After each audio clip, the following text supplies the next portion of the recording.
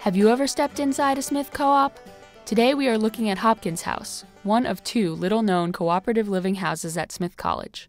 Hopkins is located near the campus center, between Haven Wesley and Park Annex. In 1920, 3 Hopkins houses were purchased to accommodate a growing student body on campus. Today, only the smallest of the houses, Little Hop, remains. If you're lost, look for the large weeping beech tree by the front door. How does living in a Smith College co-op work?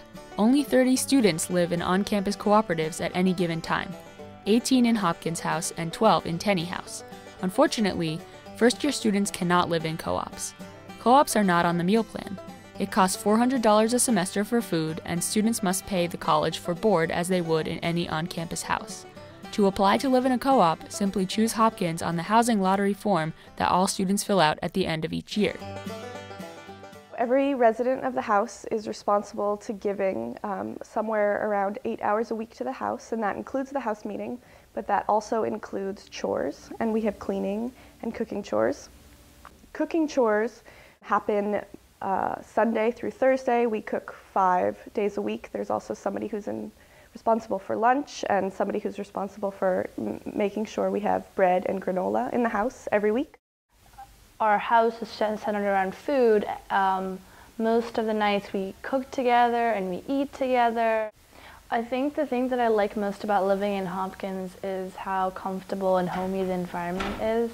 At Hopkins, I feel the way that I do when I'm home. It's one of those places where, perhaps just by virtue of the people in it, it's like you don't want to go to class ever because you're learning more interesting things from the people who you live with. One of my favorite Hopkins things is called couch boat. It is when you push 2 couches up to each other to form kind of like a giant bed with arms, and you try and fit as many people into it as possible. And then one of my other favorite Hopkins traditions takes place on Mountain Day. We do this thing called outdoor living room, which involves the same sofas from my first story about couch boat, and we bring them outside and sit in them. Have this like lovely, really leisurely brunch. I've learned the incredible importance of living in community with other people. Hopkins takes work, but it's worth it, you know. Want to know more about living in a Smith co-op?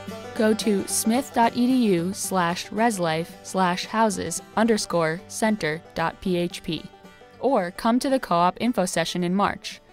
Stop by Hopkins anytime and ring the doorbell.